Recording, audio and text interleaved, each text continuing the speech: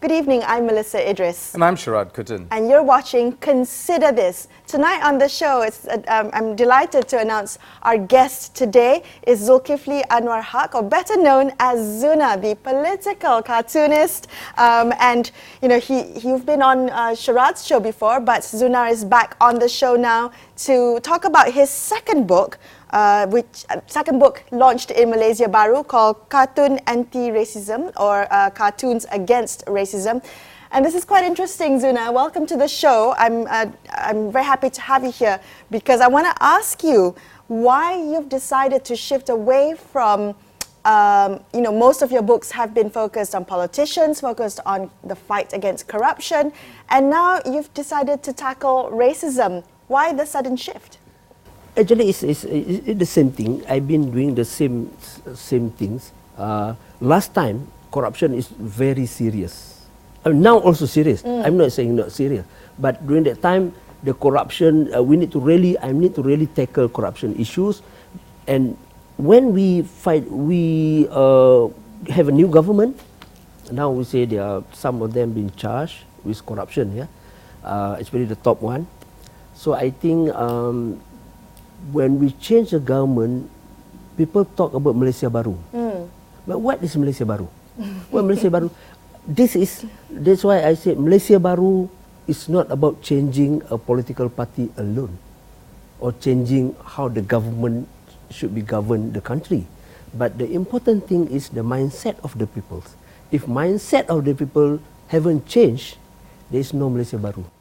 I do want to ask you, this is very interesting because depending on how you look at it and depending on the issue, people have very different definitions of what racism is, right? There's a conflict. In fact, sometimes you find that if somebody criticizes somebody for being racist, they will be told that they are also being racist. So then pointing it out, right? Yeah, yes. And then it just becomes this thing where, oh no, you're racist. No, you're racist. And then, so there's a real confusion about what we mean by racism. So perhaps, since this is the underlying, the foundations of your newest book, tell us, what do you understand racism to be? You know, what is the best garden we could have? A garden, yeah. The garden with full of flowers, with different flowers and different aroma. So it become a very beautiful one. Why? They have so different colors. You can see these flowers got so different colors. So it is important to say they are all beautiful and they smell very good. So only then it makes a good garden. But you can't say that I love this flower, I need to get rid of others. This is how you have to understand it. The same with us. We are a human, we have a different races, we have a different culture, we have different language. It is important for us to say everyone have their own way, and this is beautiful. This is so diverse, and we need to respect this. To respect rather than to discriminate. So respect first. Okay, you have your own language. I respect this. You know, I need to learn, and I want to learn. I want to understand more about you, and you need to understand more about me too. That is why that is the principle of race and racism. Yeah. So we can't say as long we respect each others. As long as we want to know each other better, I think this is okay. Right. But so it's not wiping out difference, it's accepting difference. Accepting. We need to accepting it. Okay, so acceptance diversity is good, is a strength. Diversity is a strength. So you talked about lack of respect, right? But I think it also boils down from a lack of understanding. So you can't respect something you don't understand. Now, I'm just wondering whether there is that desire to understand the different races. So maybe, sometimes we are so insular in our own lifestyle, own culture, own heritage, our own identity, that there is no, I guess, outward need or feeling of need to understand someone of a different race, of a different culture. Yeah, we don't understand is okay, but you don't hate. So you don't discriminate. So the thing of, maybe some people live in the jungle, they're in the remote area in Malaysia, they don't understand other races. You don't need to understand that. The important thing is you can't hate.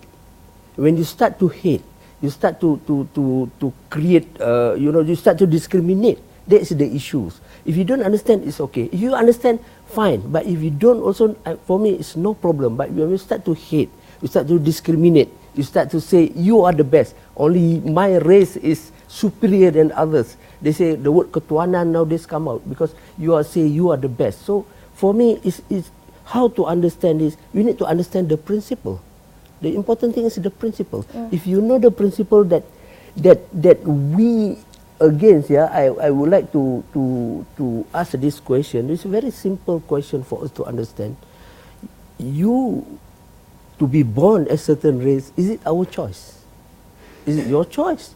No, it's a God decision. So when we understand this is God decision, so we think that, okay, we need to respect God creation. So there is no way we can hate each other. I do. Right, I say hate is very interesting because, in fact, in the global discussion about racism, and hate is actually an important emotion that attaches to racism, right? And I remember Yasmin Ahmad in many of her films tries to explore that. Where does the hate come from?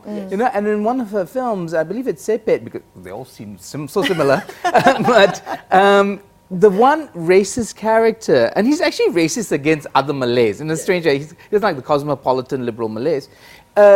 It comes from a feeling of inadequacy. He has personal problems, and that drives the hate. So you take your personal problems. How do you see hate? Where does hate come from? Is it coming from our politicians? Is it coming from our neighbors? Where is hate? Our parents, our family. Is it inherited? Schools. The one you mentioned is maybe one or two isolate case, which is I'm okay. Some people have a reason why. A personal reason. For me, that is not a big issue here. The big issue is the system, the systematic. So for me, hate comes from, first of all, sorry to say, the education system. Because this is the system. The system will create, the system that can give a big impact to the society. It's one or two individuals, maybe not so much, but the system that create this. You see, when we split and when we start the first day in school, what happened? We already splitted. And we speak a different way to different race. You know, at the school level. So people we start to promote hate. So this is, and this, for let's say we're talking about only 40%, only 40 student, then it will continue until he becomes somebody. All right, we're going to continue this conversation with Zuna right here on Consider This. Make sure you don't go anywhere. We'll be right back.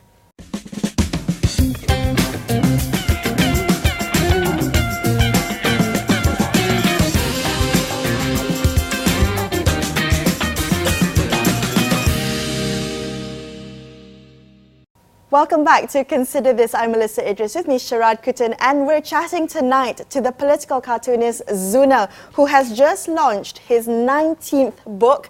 It's titled Cartoon Anti-Racism, or Cartoons Against Racism, and an interesting departure from his commentary on corruption, now talking about racism in Malaysia.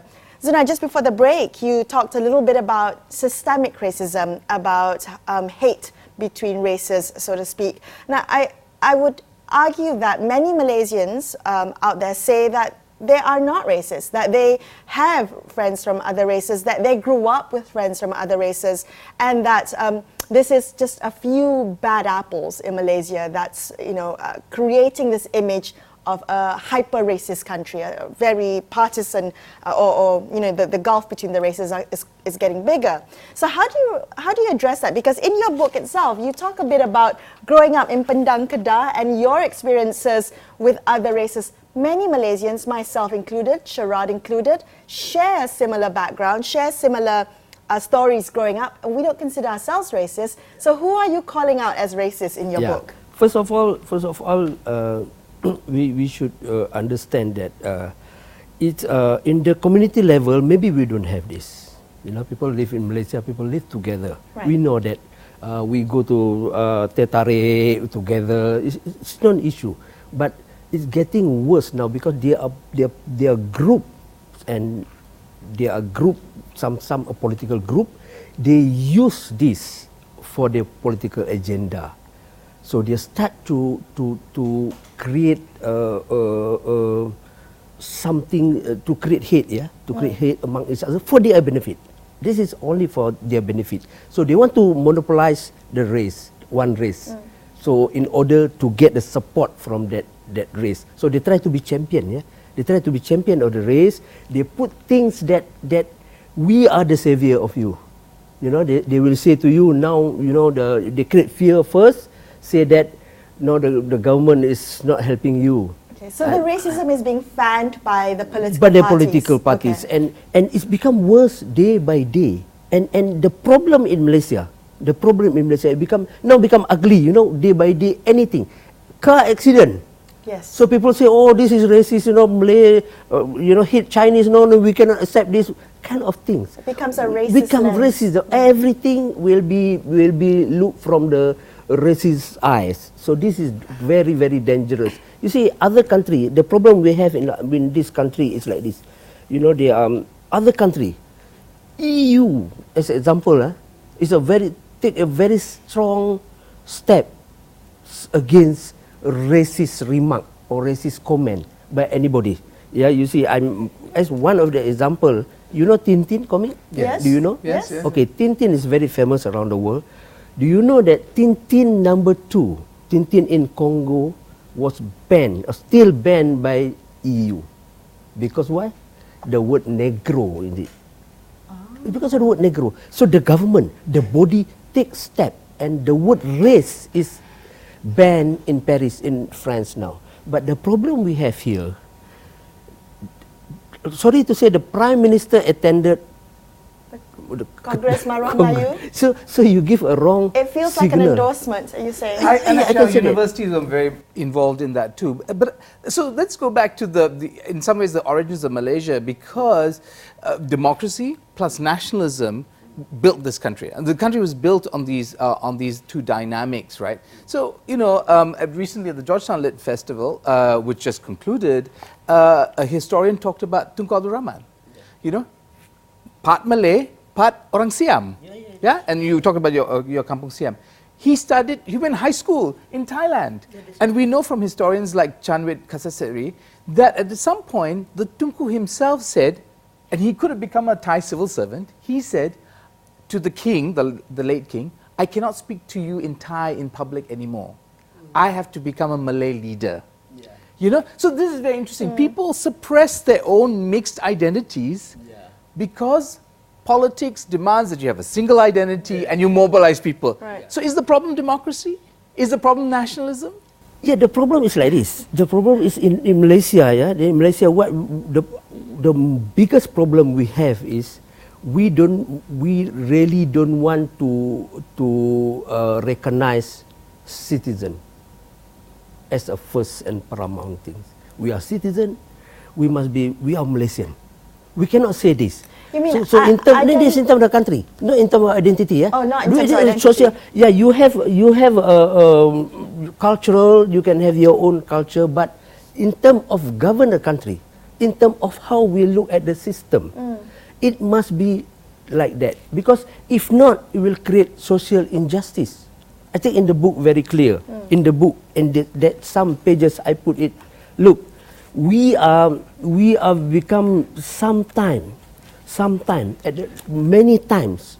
I put it very simple about our right and responsibility. There are two things how we govern the country. The two elements is very important. The right is the responsibility is the what citizen do for the country, but the right is what the country gives to the citizen. It must be level, but we don't. As example, yeah. When collecting toll, there is no Malay toll, Chinese toll, Indian toll. And the highway. Yeah, and then people give the same thing. Yes. But when you want to give a scholarship, we start to split by race. This is social injustice. We can't govern the country like that. So following your logic, and I agree wholeheartedly with you, is the question of the way in which, at our origins, we accepted differences. our poet laureate Usman Awang talked in Sahabatku, his famous poem, he talks about this split. At the very start of the nation, we had Bumiputra and non-Bumi. We had natives and non-natives. That is the heart of our constitution. How do we change that? Do we go back to our constitution and demand equal citizenship? Actually, we have Rukun Negara, but nobody practice it. Rukun Negara is about equal citizenship. Yeah, we have the same thing. You see, this is, I really think that we really need to, when talking about govern the country, there is no way we can have two levels of citizenship. We need to have, say, okay, we have a different culture, yes, we have different language, yes, we have different food, yes, but when it comes to govern the country, we are one citizen. How many people live in the world? How many type of people? It's only 3 type of people. Whether you are citizen, or non-citizen, or you are illegal immigrant. We need to have these 3 things. We can't have citizen, but you are Malay citizen, you have different thing, you are Chinese citizen. No, we can't do this. This is what happened here in Malaysia, but we can't progress. Finally, And we're going to come back and continue this conversation, especially how we can move the conversation forward and what you're doing through your cartoons to get people talking about racism in Malaysia. That's coming up next on Consider This. Stay tuned.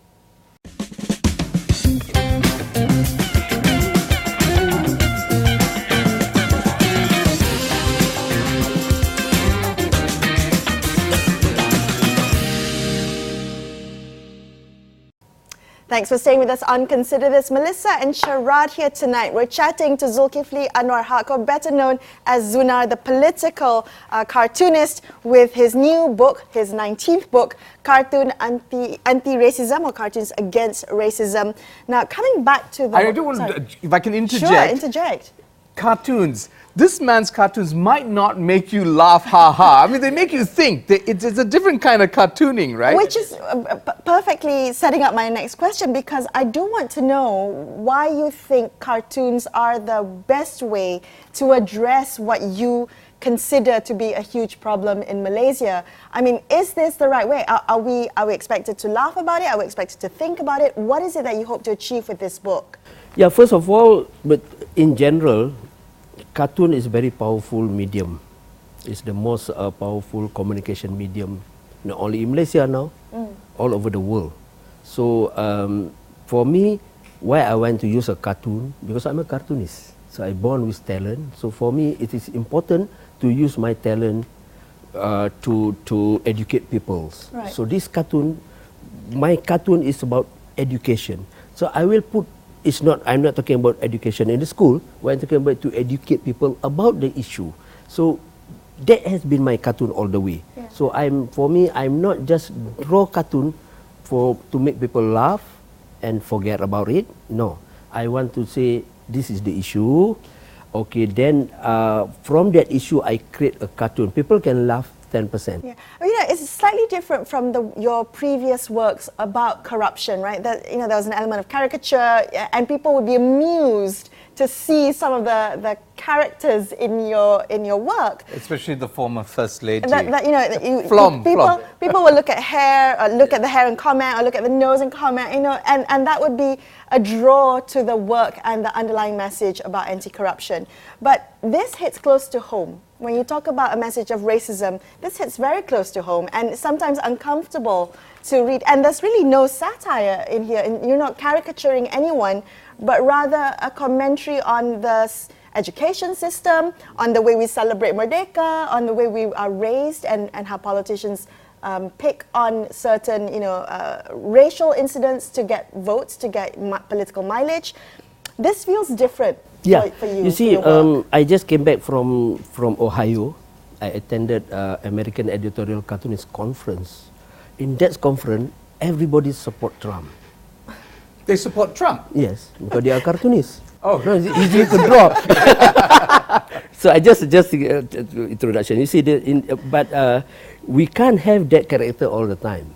Yeah, so we need to change. We need to change the direction. For me, last time, my cartoon mission was to save the nation, and now to rebuild nation. So this is That's right. You have a little thing. Rebuilding. Yeah. Nation so rebuilding. I need to change. We need to keep changing based on the situation we have before us. So that's what I'm doing. So I can't. We now people say, yeah, when people see me say, now we already changed government. We already got what we wanted. What else you want to complain? People will say that. I said, no, our job is not finished yet. We really need to rebuild the nation. Yeah. So the direction and the way of cartooning is different a bit, but I still maintain the same. If you look at the previous cartoon, they also education about corruption actually.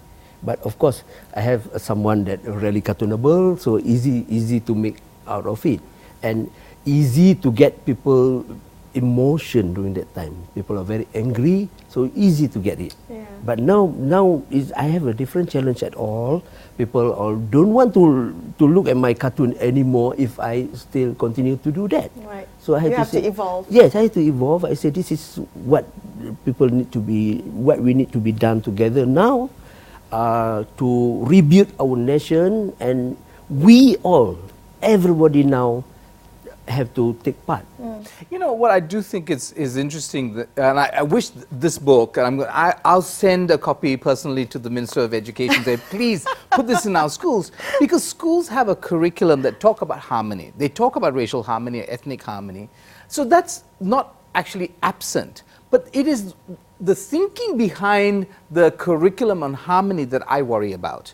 It's the theory that you have, the understanding that you have, is different from what is the standard harmony curriculum, right? This is why for 60 years we've been talking about harmony, but we don't necessarily have harmony, right? What is going wrong? Where is the gap? What is missing in the thinking of educators, the ministry, our politicians? They all talk about harmony. Nobody says, oh, we want to fight. Well, some people do. Yeah.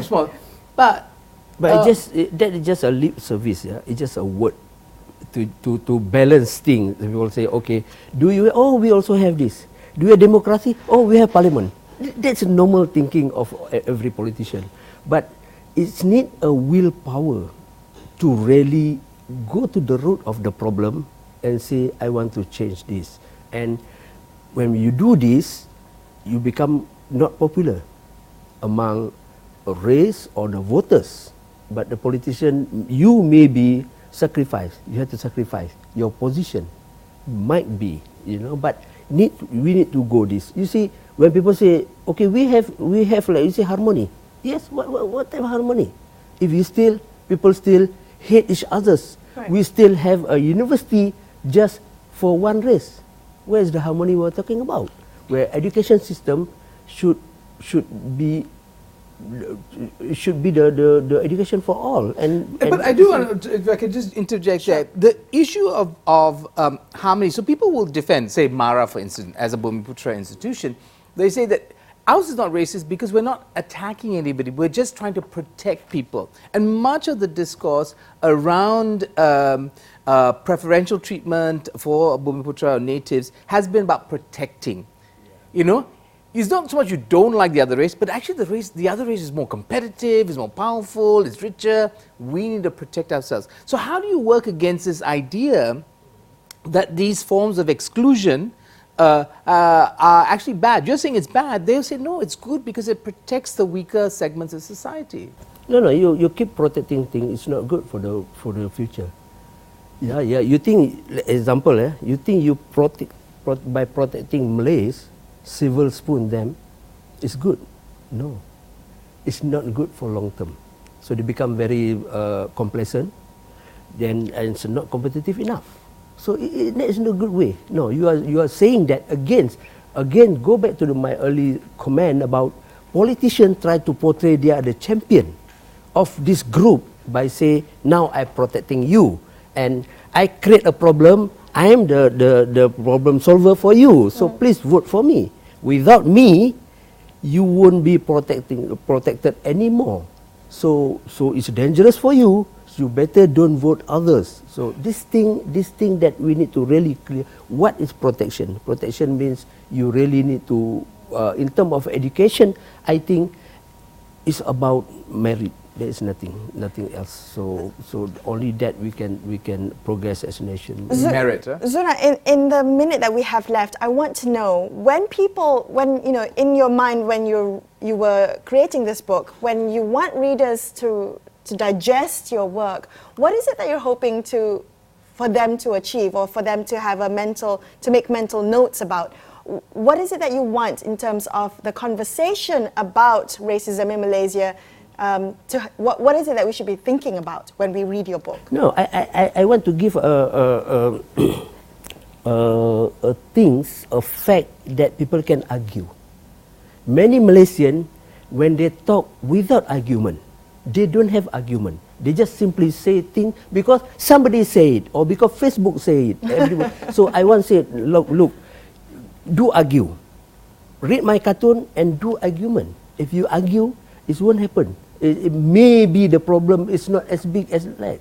So by argument, that's why education is very important for you to understand this. And you understand, you can argue from Islamic principle, from the humanity principle, from other religions principle. We argue this. So people cannot, when you argue, it will be less and less problematic.